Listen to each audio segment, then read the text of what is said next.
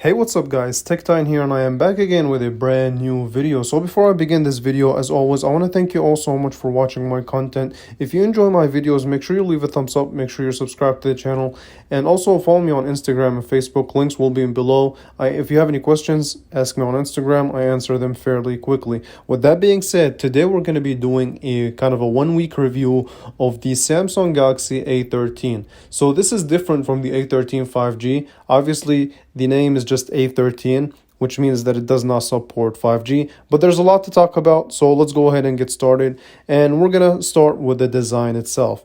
So this phone is made entirely out of this glossy slab of plastic, and obviously the display is glass, but basically it uses the same material that wraps around throughout the back of the phone and even the sides. It has its benefits and it has its kind of disadvantages. So the first benefit is that it's just one material, makes it a little bit cheaper, and hence the name the A13. So they want to make it as affordable as they can. So the downside is that it's not as grippy as I like it, and also it catches fingerprints like crazy, and it's very reminiscent of the A32 5G. So I'm not a fan of glossy material, but if you put a plastic case on it or a clear case if you want to show off this glossy material, then you'll be more than fine.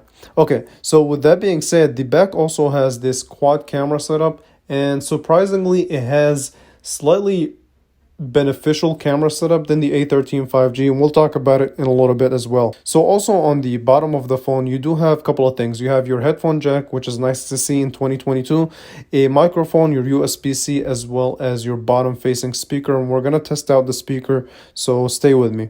And on the right hand side, you do have the power button, which also doubles as a fingerprint sensor. Not the clickiest buttons in the world, but they work fairly decent, so they get a pass from me. And you can also see the kind of slight protrusion of the camera setup. And again, we're going to talk about the camera, trust me. So on the front, you do have this display. Okay, so this is a 6.6 inch 2408 by 1080. So it's a 1080p display. And the downside is that it does not have a 90 hertz refresh rate, just like the A13 5G. But it's not that big of a deal at the end of the day. They have to cut costs at any way they can. It still is a pretty sharp display and the quality is nice. So as far as content consumption on this display, it's really good, right? It's what you would expect from Samsung displays. However, because of this aspect ratio, when you do crop in, it does zoom in quite a bit on your content. So I would rather leave it at a standard ratio if it gets annoying when you zoom in and crop in the picture. Okay, so here's a quick speaker test and I'll talk about it after you guys listen to it.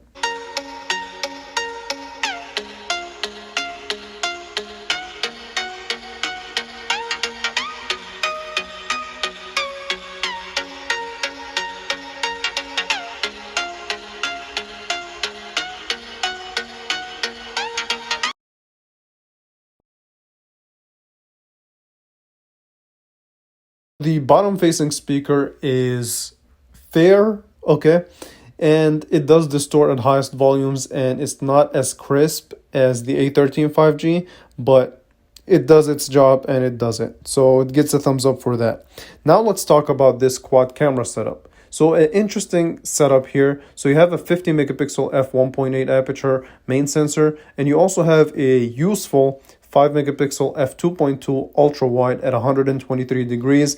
And I am currently working on a camera review for this phone and also a camera comparison between it and the A13 5G. So give it a thumbs up and stay tuned for that. So the camera app itself is also what you would expect from a Samsung device, and quick to launch, quick to snap pictures and process them. So it definitely gets a thumbs up from me, of course. Now, let's talk about the specs, which I think is the most disappointing part of this phone. And here's why. So hear me out. Let's start with the paper specs. So you have Exynos 850 and it is an octa-core chip, and the GPU is the Mali G52. Now this particular model, it has only 32 gigabytes of storage, which is kind of embarrassing. I know it's a budget phone, but 32 is not an option in 2022, especially with how much the system takes up from that 32 gigabytes of storage. It does combine it with 3 gigabytes of RAM And in fairness, there are options where you can get the 64 or the 128 gig option with either 4 gigabytes of RAM for the 64 and 6 gigabytes of RAM for 128 storage. So as tested, it is 32 gigabytes of storage and 3 gigabytes of RAM. So I did a Geekbench score. So I did a Geekbench and it was kind of embarrassing. So you only have 148 on single core and 580 on multi-core. So obviously on paper and in benchmarks, this phone is not really that good. Now, I was kind of curious. So here's a quick sneak preview of your comparison between the A13 and the A13 5G and the standard A13. So I did also a Geekbench on the A13 5G. So here's what I got. Obviously, the 5G model smokes the standard A13 by a long shot on paper and in Geekbench scores. But a full comparison is coming really soon, so stay tuned for that. Here's what I have to say though. As horrible as those numbers are, when it comes to daily tasks, it does manage to hold up.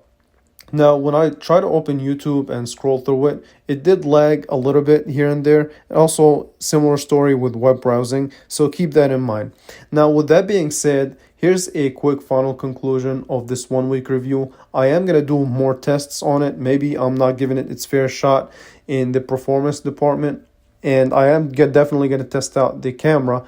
So stay tuned for that and make sure you're subscribed. But other than performance, this seems to be a well manageable and definitely something that I kind of recommend if you don't really care for 5G, you don't care for a high refresh rate, and you want a phone that's affordable with an ultra wide. Okay, so with that being said, I want to thank you all so much for watching this one. If you enjoy it, as always, make sure you leave a thumbs up, make sure you subscribe, and I will definitely catch you guys in the next video. Thank you for watching.